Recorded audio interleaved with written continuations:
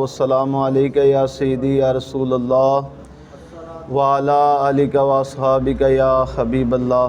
اللہ رب العزت کا لاکھ لاکھ شکر ہے کہ جس نے ہمیں اشرف المخلوقات انسان پیدا فرمایا، اس کے بعد اپنے پیارے محبوب طالب و مطلوب آقا نامدار مدنی تاجدار عرب و عجم احمد مجتبی محمد مصطفیٰ صلی اللہ علیہ وسلم کی امت میں پیدا فرمایا۔ آج کا عنوان شہدائے فلسطین کے نام۔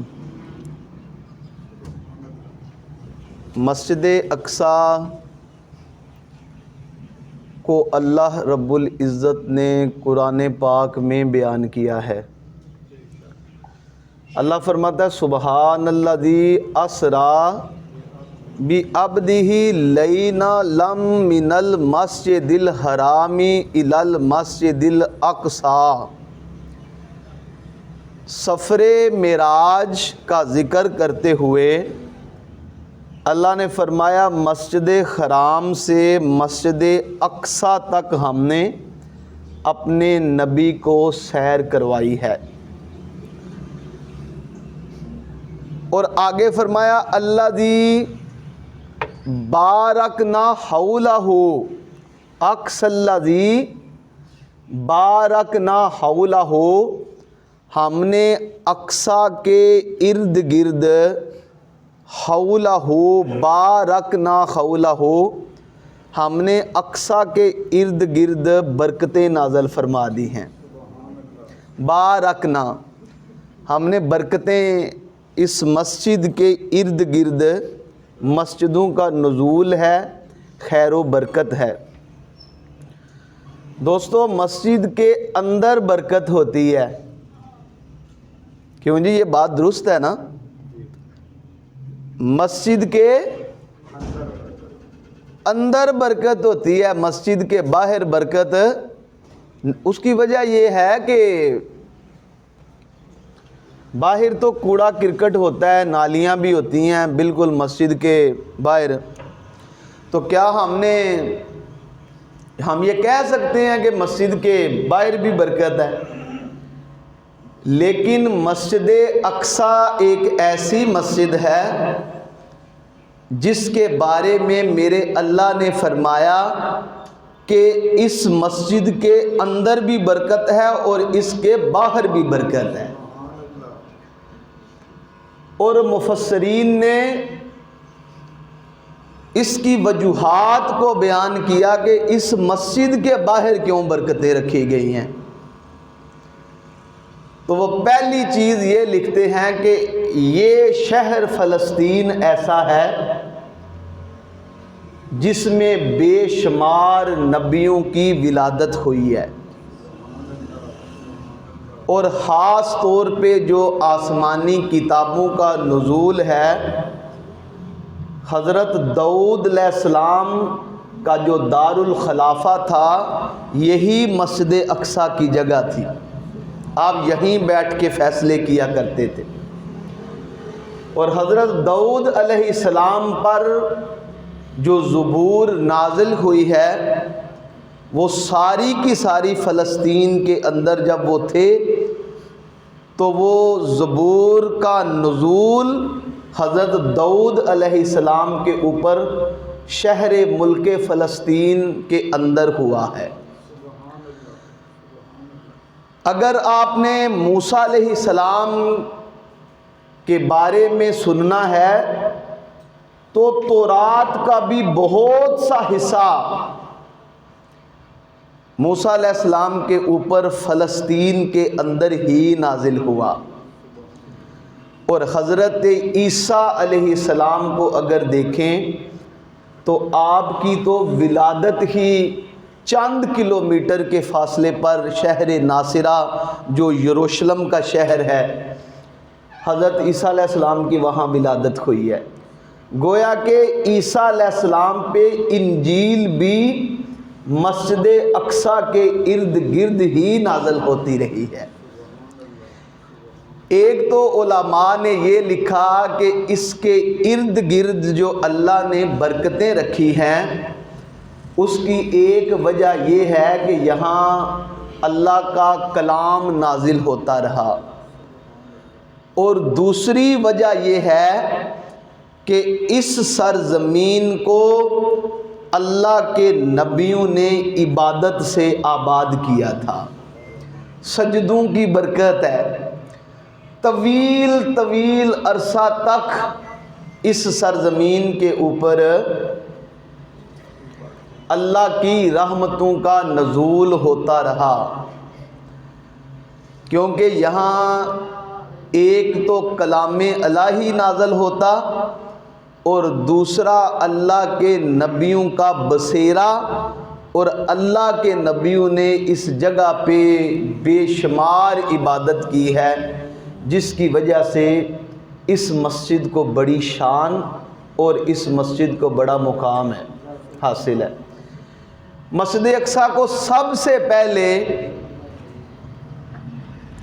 حضرت داؤد علیہ السلام کے بیٹے حضرت سلیمان علیہ السلام نے بنایا تھا، اس کو تعمیر کیا تھا، اور اس کے بارے میں پڑھ رہا تھا کہ مسجد اقصیٰ اس کا فرش اور اس کو ایسے مزین کیا گیا تھا کہ وہ رات کے اندھیرے میں اس طرح لگتا تھا کہ ساری دنیا کی لالٹینیں اس مسجد میں لگی ہوئی ہیں۔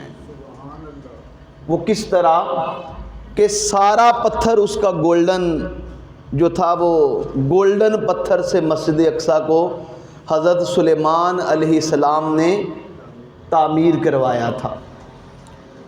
اور چونکہ حضرت سلیمان علیہ السلام کو تصرف حاصل تھا جنات کے اوپر، تو آپ نے جنات کو حکم دیا تھا کہ زمین کے مختلف حصوں سے گولڈن پتھر کو اکٹھا کیا جائے، اور ان جنات نے وہ پتھر اکٹھا کیا، اور انہی جنات نے سلیمان علیہ السلام کے حکم سے مسجد اقصیٰ کو تعمیر کروایا تھا۔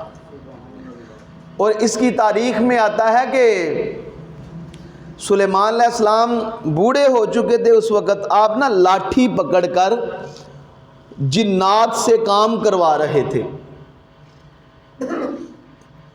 تو آپ لاٹھی پکڑ کے جھکے ہوئے تھے، تو تفسیر میں آتا ہے کہ آپ کی روح قبض کر چکی تھی، لیکن لاٹھی کے سہارے آپ کھڑے تھے، تو باقی کی ساری مسجد جنات نے، وہ جو آپ لاٹھی کے سہارے کھڑے رہے ہیں جنات نے آپ کے روب کی وجہ سے ساری مسجد کو تعمیر کیا ہے، ساری مسجد کو تعمیر کیا ہے۔ یہ سلیمان علیہ السلام کا کارنامہ تھا، اور اس لیے اس کی تعبیر یوں بھی کر لیں، دو کیفیات ہیں، دو کیفیتیں ہیں اس کی، ایک ظاہری زندگی میں تعمیر کروائی، اور ایک زندگی کے بعد آخری جو زندگی ہوتی ہے اس زندگی میں جا کے سلیمان علیہ السلام نے اس مسجد کو تعمیر کروایا۔ اس کی وجہ یہ ہے کہ جب اللہ نے اپنے نبی کو مسجد اقصیٰ میں بھیجنا تھا وہ آپ نے سنا ہوگا، میں معراج میں سناتا ہوں کہ جس کے پاس مسجد کی چابی تھی بیت المقدس کی، ہر روز جو دروازہ بند کرتا تھا، معراج کی رات اس نے پورا ہی زور لگا دیا، مسجد کا دروازہ بند ہی نہیں ہوتا، پورا ہی زور لگا دیا ہے، انجینئر بھی بلا دیے ہیں، ممار بھی بلا لیے ہیں، مستری بھی بلا لیے ہیں، کہتا ہے روز دروازہ میں بند کرتا ہوں، روز اسی طرح کرتا ہوں، آج دروازہ بند نہیں ہوتا۔ تو لوگوں نے، مستریوں نے کہا کہ یہ تھوڑا سا نیچے دب گیا ہے، اس کے اوپر وزن پڑ گیا، جس کی وجہ سے آج یہ بند نہیں ہوگا، صبح اس کا دیکھیں گے۔ لیکن وہ جس کے پاس چابی تھی اس نے پڑھا ہوا تھا کہ ایک رات ایسی بھی آنے والی ہے کہ اللہ کا نبی اس رات اس مسجد میں تشریف لائے گا، اس رات اللہ کا نبی اس مسجد میں تشریف لائے گا۔ تو ساری رات اس نے جاگ کے گزار دی، کہتا ہے آج وہی رات ہے کہ آج اللہ کے رسول اس مسجد میں آئیں گے۔ تو حضور آئے، حضور نے وہاں بیت المقدس میں کہتے ہیں اس کے ارد گرد برکتوں کا نزول اس لیے بھی ہے کہ اللہ کے رسول نے وہاں جو نماز پڑھائی ہے، 70,000 نبیوں نے بیت المقدس میں حضور کے پیچھے قبروں سے اٹھ کر نماز ادا کی ہے۔ گویا کہ جس جگہ پہ نبیوں کی قبریں ہوتی ہیں اللہ وہاں رحمتوں کا نزول فرماتا ہے۔ میں یہ بتانا چاہتا ہوں کہ اس کے ارد گرد کہتے ہیں 70,000 نبی دفن ہیں، تو جہاں نبی دفن ہوتے ہیں اللہ کہتا ہے اللہ دی بارکنا حولہ ہو، ہم نے ان کے ارد گرد اپنی برکتوں کا نزول کر دیا ہے۔ اور وہ نبی جو سارے کے سارے اس دنیا فانی سے جا چکے تھے، وہ نبی اٹھ کر اللہ کے نبی کے پیچھے انہوں نے نماز ادا کی ہے۔ یہ بڑی برکتوں والا گھر ہے، بڑی ہی رحمتوں والا گھر ہے یہ مسجد اقصیٰ۔ ایک عورت نے پوچھا تھا یا رسول اللہ، اس مسجد میں نماز پڑھنے کا آپ مسجد اقصیٰ کے فضائل بتا رہے تھے نا، آپ فرما رہے تھے کہ صحابہ نے پوچھا کہ یا رسول اللہ دنیا میں سب سے پہلے سجدے کی جگہ، جو سب سے پہلے عبادت گاہ ہے وہ کون سی ہے؟ تو میرے نبی نے فرمایا وہ مسجد حرام ہے، وہ ہے بیت اللہ۔ سب سے پہلے اللہ نے عبادت کے لیے مسجد حرام کو جو ہے بنایا کہ لوگ یہاں عبادت کریں۔ اس سے پہلے جو پہلے نبی تھے وہ اللہ سے اجازت مانگتے عبادت کے لیے کہ کس جگہ مسجد بنائی جائے، اللہ اجازت دیتا تو پھر اس جگہ مسجد بنتی تو عبادت ہوتی۔ اللہ نے فرمایا وَيُزَكِّيهِمْ، اے میرے نبی ہم نے تیری ولادت کے صدقے جب تجھے اس دنیا میں بھیجا، تیرے پاؤں کی برکت کی وجہ سے ہم نے ساری جگہ جو زمین ہے اسے پاک کر دیا ہے۔ اب تیرا امتی جہاں اس کا جی چاہتا ہے وہاں یہ سجدہ کر سکتا ہے، وہاں عبادت کر سکتا ہے، وہاں مسجد بنا سکتا ہے، وہاں رکوع کر سکتا ہے۔ یہ رسول اللہ صلی اللہ علیہ وسلم کے قدموں کی برکت ہے کہ اللہ نے اس زمین کو، ساری زمین کو مسجد بنایا ہے۔ تو صحابہ نے عرض کی یا رسول اللہ دوسری مسجد کون سی اللہ نے دنیا میں بنائی؟ تو میرے اور آپ کے کریم آقا نے فرمایا کہ جو دنیا میں دوسری عبادت گاہ بنی ہے وہ مسجد اقصیٰ کو بنایا ہے، مسجد۔ ایک عورت نے کہا تھا یا رسول اللہ کتنا ثواب ملتا ہے؟ میرے نبی نے فرمایا 25,000 نمازوں کا ثواب، جو ایک نماز مسجد اقصیٰ میں پڑھتا ہے اسے 25,000 نمازوں کا ثواب ملتا ہے۔ اور میرے نبی نے فرمایا کہ اگر سفر کرنا ہو تو 3 مسجدوں کے سوا سفر نہ کرو، مسجد حرام، مسجد نبوی، اور فرمایا تیسری مسجد اقصیٰ ہے، ان کے لیے سفر کیا کرو۔ وہ عورت کہتی ہے یا رسول اللہ میں تو نہیں وہاں جا سکتی، میری طاقت نہیں ہے۔ تو میرے نبی نے فرمایا پھر جو وہاں جاتے ہیں وہاں تیل ہی بھجوا دو۔ کیا مطلب؟ یعنی کہ اس وقت روشنی نہیں تھی نا، کہا کہ تیل ہی بھجوا دو، وہاں روشنی کر دی جائے تیرے پیسوں سے۔ یہ مسجد کی فضیلت بتانے کے لیے کہا ہے کہ مسجد اقصیٰ کا یہ مقام اور مرتبہ ہے کہ یہ اللہ کے نبی اس کے بارے میں فرما رہے ہیں کہ 25,000 نمازوں کا ثواب اس مسجد میں ایک نماز پڑھنے سے ملتا ہے۔ مسجد نبوی میں کتنی نمازوں کا ثواب ہے؟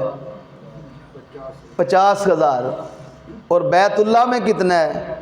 1,00,000 نماز۔ جو بندہ ایک نماز پڑھتا ہے نا خانہ کعبہ کی حدود میں، اللہ اسے 1,00,000 نمازوں کا ثواب عطا فرماتا ہے۔ اور یہاں علماء نے لکھا ہے، بس یہ ہی نہ سمجھ لینا وہاں ایک نیکی 1,00,000 نیکیوں کے برابر ہے۔ اگر وہاں بھی کوئی بددیانتی کرتا ہے، دھوکہ دیتا ہے، جھوٹ بولتا ہے، گناہ کرتا ہے، تو اسے ایک گناہ 1,00,000 گناہ تصور اس کا کیا جائے گا، کیونکہ یہ اللہ کا گھر ہے۔ آج اس مسجد کے اوپر جو قبلہ اول ہے، اس مسجد کے اوپر حملہ ہوا ہے، اور امریکہ نے باقاعدہ طور پہ اسرائیل کو کہا کہ تجھے اجازت ہے کہ تو دارالحکومت وہاں بنا سکتا ہے۔ تو میں کہتا ہوں کہ یار ہم نے کب اکٹھا ہونا ہے؟ پوری دنیا کے اندر 206 ممالک میں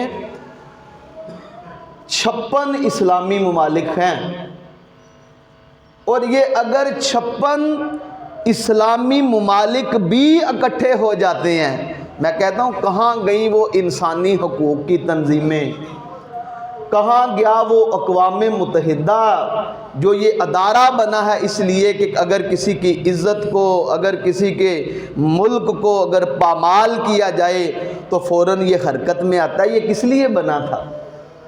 کیا یہ یہودیوں کے دفاع کے لیے بنا تھا؟ اس کے ممبران کیا کر رہے ہیں؟ تو میں کہتا ہوں دوستو، آج امر اس ضرورت کی ہے کہ ہم نے مسلمانوں نے، اور مسلمان عیسائیوں کے بعد 56 میں نے آپ کو بتایا اسلامی ممالک میں، عیسائیوں کے بعد دنیا میں سب سے زیادہ تعداد مسلمانوں کی ہے۔ میں نے پیچھے پڑھا تھا 6 ارب تھی، اب میرا 7-8 ارب کے جو ہے نا وہ قریب پہنچ چکی ہے۔ اتنے مسلمان ہونے کے باوجود ہمارا اتحاد نہیں ہے، ہمارا اکٹھ نہیں ہے۔ اس مسئلے کا حل 2 چیزوں میں کوئی بہت بڑا آدمی نہیں، بہت بڑا خطیب نہیں، جو میری عقل کام کرتی ہے، اس مسئلے کا حل میں نے 2 چیزوں میں ڈھونڈا اسلام کی روشنی میں۔ وہ کیا ڈھونڈا؟ اور یار 17 ماہ تک میرے اور آپ کے نبی مسجد اقصیٰ کی طرف منہ کر کے نماز ادا کرتے رہے ہیں۔ ابتدائی ایام میں جب نماز کا حکم ہوا تو حضور 17 ماہ تک مسجد اقصیٰ کی طرف نماز پڑھتے رہے ہیں منہ کر کے، اور میرے نبی جس کی طرف ایک دفعہ جس کی طرف منہ کر لیں وہاں برکتیں نازل ہو جاتی ہیں، تو 17 ماہ تک جس جگہ پہ حضور جس طرف منہ کر کے نماز پڑھتے رہے، اللہ نے اس جگہ کو کتنا مقام عطا کیا ہوگا۔ اب امر کس چیز کا ہے، ضرورت ہے؟ وہ یہ ہے اتحاد، وہ یہ ہے اتفاق، اور اس کا حل اسلام نے ہمیں کیا دیا۔ اور دوستو چھوڑ دو یار، ساری زندگی ہم نے چودھری بن کے، بٹ بن کے، جٹ بن کے، ارائی بن کے، گجر بن کے، مصری بن کے، سعودی بن کے، ہم نے پاکستانی بن کے زندگی بسر کی۔ اور یار سارے اب مل کے ہم مسلمان بن کے زندگی بسر کرتے ہیں۔ نکل جاؤ ذات پات سے۔ اور کوئی لوگ تو ذات کو کا ساتھ اپنے نام کے ساتھ لکھنا ثواب کا کام سمجھتے ہیں، ثواب سمجھتے ہیں کہ ذات ہماری پہچان ہے، اور ہماری پہچان جو ہے وہ اسلام ہے۔ ہماری پہچان چھوڑ دیں ساری ذات کو، برادریوں کو۔ میں نے آپ کو بولا ہے کہ ساری زندگی ہم نے جٹ بن کے، بٹ بن کے، گجر بن کے، ہم نے ارائی بن کے، چودھری بن کے زندگی بسر کی ہے، اور یار سارے مل کے کیوں نہ ہم مسلمان بن کے زندگی بسر کریں۔ اقبال پتہ کیا کہتا ہے؟ اقبال کہتا ہے اپنی ملت پہ قیاس اقوام مغرب سے نہ کر، اپنی ملت پہ قیاس اقوام مغرب سے نہ کر، خاص ہے ترکیب میں قوم رسول ہاشمی۔ تیری پہچان ہے، تیری پہچان ہے۔ پہلا حل یہ دیا کہ سلیمان فارسی کی زندگی کو پڑھ لیں۔ آپ سے کسی نے پوچھا تھا کہ تیرے باپ کا کیا نام ہے؟ اس نے کہا اسلام۔ آپ نے فرمایا اسلام۔ کہا آپ کے دادا کا کیا نام ہے؟ کہتے ہیں اسلام۔ کسی نے کہا آپ کے پردادا کا کیا نام ہے؟ کہتے ہیں اسلام۔ باپ کا نام بھی اسلام، دادا کا نام بھی اسلام، پردادا کا نام بھی اسلام۔ کہتے ہیں جو مرضی پوچھ لو، اور مجھے ساری عزتیں جو ملی ہیں اسلام کی وجہ سے ملی ہیں، مجھے ساری عزتیں اسلام کی وجہ سے ملی ہیں۔ ہم ایک دوسرے کو نا ثابت کرنے میں لگے ہوئے ہیں، فلاں کافر ہے، فلاں کافر ہے۔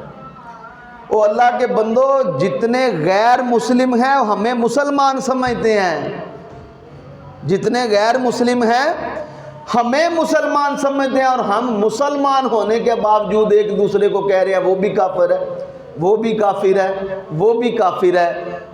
وہ لوگوں کن چکروں میں پڑے ہو؟ آؤ اسلام کے پرچم کے نیچے اکٹھے ہو جائیں، اور ان حکمرانوں کے لیے بھی، اور یار جنہوں نے اپنے اقتدار کو بچانے کے لیے قوانین کے اندر ترامیم کی ہیں، جنہوں نے اپنی جائیدادیں بچانے کے لیے قوانین کے اندر پارلیمنٹ میں بیٹھ کر ترامیم کی ہیں، وہ کوئی ایک بھی حکمران، کوئی ایک سیاسی جماعت، کوئی ایک مذہبی جماعت، اتنی جماعتیں اکٹھی ہو کر کوئی ایک ہی پلیٹ فارم پہ کھڑے ہو کے مسجد اقصیٰ کے لیے کوئی بولے؟ اس کا مطلب یہ ہے کہ ہر ایک کو اپنے پیٹ کی پڑی ہے، ہر ایک اپنا اقتدار بچانا چاہتا ہے، ہر ایک اپنی روزی روٹی کے لیے لگا ہے، کسی کو کوئی کسی کے ساتھ نہیں ہے۔ اس لیے اقبال پتہ کیا کہتا ہے؟ اقبال کہتا ہے بازو تیرا قوت توحید سے قوی ہے۔ اقبال کہتا ہے بازو تیرا قوت توحید سے قوی ہے، اسلام تیرا دیس ہے اور تو مصطفی ہے۔ اقبال کہتا ہے کہ تو کیوں ڈرتا ہے یار، وہ تیرے پاس تو اللہ کو ماننے کی طاقت ہے، بازو تیرا توحید کی قوت سے قوی ہے، اور تو اللہ کو ماننے والا ہے۔ جو اللہ کو مانتا ہے وہ کسی کے آگے جھکتا نہیں ہے، اور اسلام تیرا دیس ہے، اور سب سے اعلیٰ دین تیرا دین اسلام ہے، اور سب سے اعلیٰ نبی، اور تو مصطفی ہے، اور تو مصطفیٰ کو ماننے والا ہے۔ کبھی تو اکٹھا ہو جا، پھر دیکھ یہ ساری قوتیں، اور جنگ بدر میں 313 لوگ تھے نا، ہزاروں کی تعداد کو انہوں نے شکست اس لیے دے دی کہ یہ ثابت کر دیا کہ کوئی بھی جنگ ایٹمی طاقت کی وجہ سے نہیں جیتی جاتی، بلکہ ایمان کی طاقت کی وجہ سے جیتی جاتی ہے۔ کوئی بھی جنگ، بازو تیرا توحید کی قوت سے قوی ہے، اسلام تیرا دیس ہے اور تو مصطفی ہے۔ اقبال کہتا ہے میری زندگی کا مقصد تیرے دین کی سرفرازی، آقا ہے میری زندگی کا مقصد تیری دین کی سرفرازی، میں اسی لیے مسلمان ہوا، میں اسی لیے نمازی۔ اور ہماری زندگی کا مقصد ہمارے دین کی سرفرازی ہے۔ اور جب دین نے اتنی عزتیں عطا فرمائی ہیں، قوت عشق سے خر پست کو بالا کر دے، دہر میں عشق محمد سے اجالا کر دے۔ اور تیرا دین دین اسلام ہے، اور تیرا اللہ ایک اللہ کو تو ماننے والا ہے، اور تیرا نبی بڑی شانوں والا نبی ہے، تجھے کیوں ڈرنے کی ضرورت ہے؟ بس امر اس چیز کی ضرورت ہے کہ ہم اکٹھے نہیں ہیں، ہم نے مسلمان بن کے زندگی بس گزارنی ہے۔ یہ فرقوں سے ہٹ جائیں، ذات برادری سے ہٹ کر جب ہم مسلمان بن کے زندگی گزاریں گے، جب ہم ایک ہو جائیں گے، پھر کسی کی جرت نہیں ہے کہ کسی اسلامی ملک کے اوپر حملہ کوئی کرے۔ اور یہ میڈیا کے لیے بھی پیغام ہے کہ کبھی یار اس کے اوپر بھی، مسجد اقصیٰ کے اوپر بھی کوئی جو ہے اپنا پروگرام کر لیا کرو۔ حکمرانوں کے لیے بھی پیغام ہے کہ یار اپنے اقتدار کو بچانے کے لیے تو تم نے پارلیمنٹ کے اندر قوانین کو بدل ڈالا، ترامیم کر دی ہیں، سارے اکٹھے ہو کر مسجد اقصیٰ کے لیے کوئی قانون بنا دیا جائے۔ مسلمانوں کو اکٹھا ہونے کی ضرورت ہے۔